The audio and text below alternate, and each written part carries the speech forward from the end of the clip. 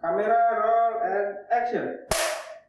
Selamat malam pendengar, selamat berjumpa lagi di Radiologi. Masih bersama dengan saya Seno yang akan memandu kalian di acara Konstanta, konsultasi masalah cinta. Ya, seperti biasanya kita akan membaca beberapa pesan masuk dari pendengar yang ingin curhat masalah asmara. Nah, ini sepertinya sudah masuk beberapa pesan. Kita bacakan yang pertama. Loh, Mana? Jelas. Oke, mari kita bacakan yang pertama dari Fani di Jakarta.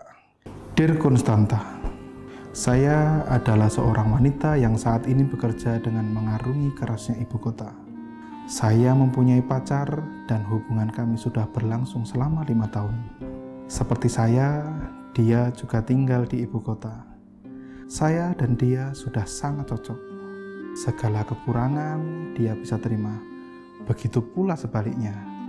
Keluarga kami pun sudah tahu tentang hubungan kami dan tidak menentangnya. Namun ada satu hal yang mengganjal untuk saya, yaitu kebiasaan merokok. Mungkin bagi sebagian orang itu tidak masalah, tetapi tidak bagi saya. Karena sejak kecil saya memiliki masalah dengan pernapasan. Jadi sangat sensitif untuk dengan bau rokok. Saya sudah mengutarakan ke dia dan berkali-kali dia berjanji untuk mencoba berhenti. Namun ternyata tidak semudah itu untuk dia. Meskipun dia saat ini tidak pernah merokok langsung di depan saya, tetapi kotak berpita cukai itu selalu saya temukan di jaketnya. Pertanyaan saya, apa perbedaan antara bea dan cukai? Loh, ini kok pertanyaannya nggak nyambung? Udah, jawab aja. Jawab. Yaudah, jadi begini.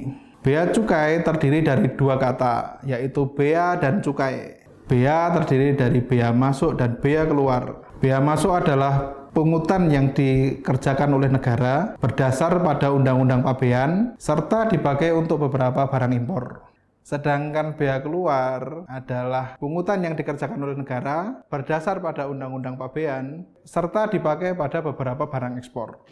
Sementara cukai adalah pungutan yang diberlakukan oleh negara bagi konsumen yang memakai objek cukai. Objek cukai yang dimaksud antara lain hasil tembakau dan minuman yang mengandung alkohol. Biaya cukai pada beberapa produk dikenakan oleh pemerintah dengan tujuan untuk menghalangi penggunaan objek cukai secara bebas. Oke, kita lanjut ke pesan yang kedua. Oi. Lambat.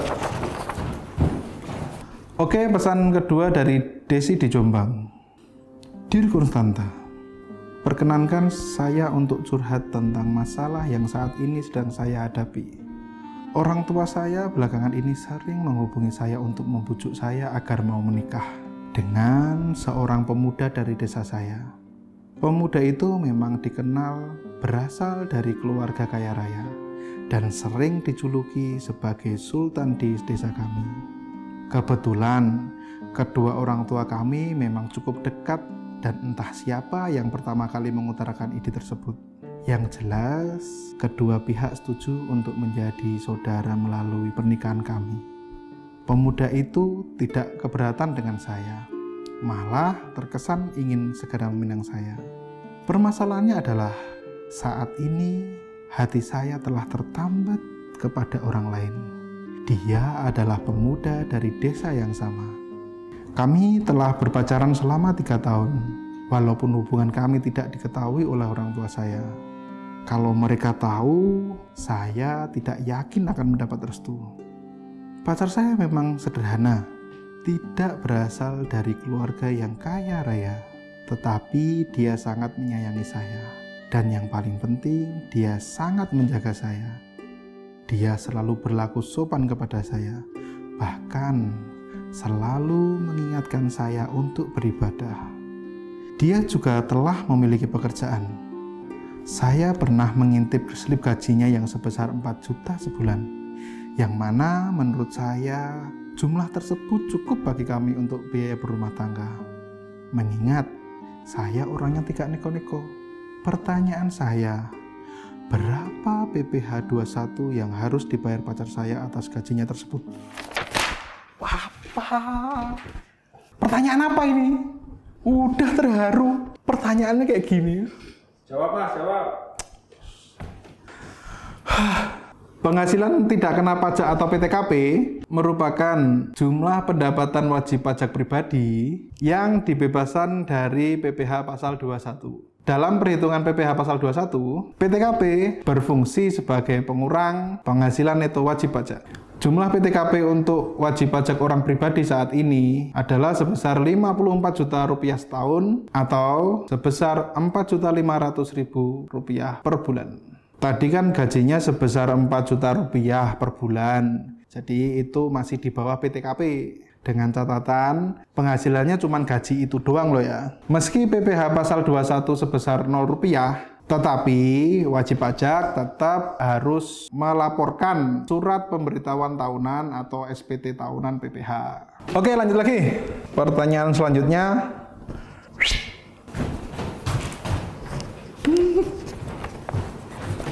Awas kalau ngaco lagi. Baik, selanjutnya kita bacakan lagi surat pendengar dari Rian di Magetan. Dear Konstanta, perkenalkan nama saya Rian. Saat ini saya sedang merantau di kota Surabaya untuk mengejar cita-cita saya sebagai seorang pengusaha. Usaha yang saya rintis saat ini memang telah lumayan berkembang.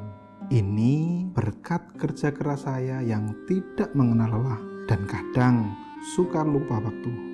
Saat ini saya juga telah berhasil memperkerjakan beberapa orang untuk membantu usaha saya ini.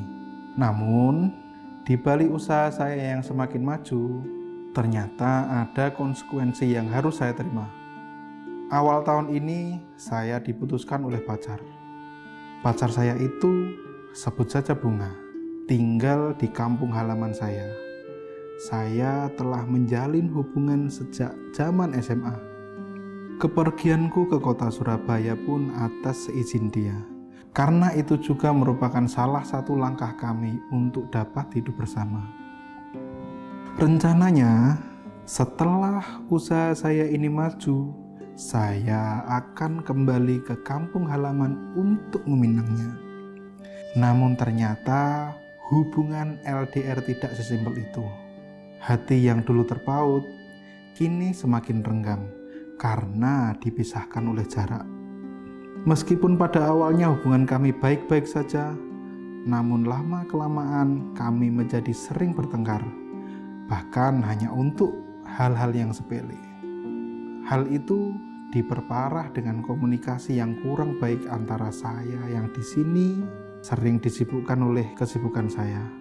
Pada puncaknya, awal tahun ini kami memutuskan untuk putus. Hal itu sempat membuat saya kalut. Pekerjaan sempat terbengkalai dan saya sering merenung. Kehidupan saya benar-benar berantakan saat itu. Bahkan saya lupa lapor pajak. Untungnya saat ini perlahan saya mulai berhasil mengikhlaskan hubungan kami. Walaupun saya masih berharap suatu saat nanti kami dapat kembali bersama lagi. Pertanyaan saya, apakah ada denda karena telat melapor pajak? Telat melapor. Ini pertanyaan apa?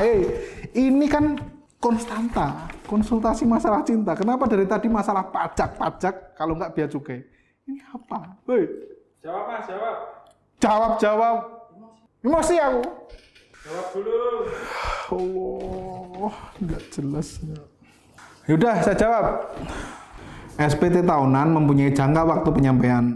Untuk SPT tahunan wajib pajak orang pribadi, paling lama 3 bulan setelah akhir tahun pajak. Sedangkan SPT tahunan untuk WP badan, paling lama 4 bulan setelah akhir tahun pajak. Apabila SPT tidak dilaporkan sebagaimana dimaksud, akan dikenai sanksi sebesar Rp100.000 untuk wajib pajak orang pribadi dan Rp1 juta untuk SPT tahunan wajib pajak badan.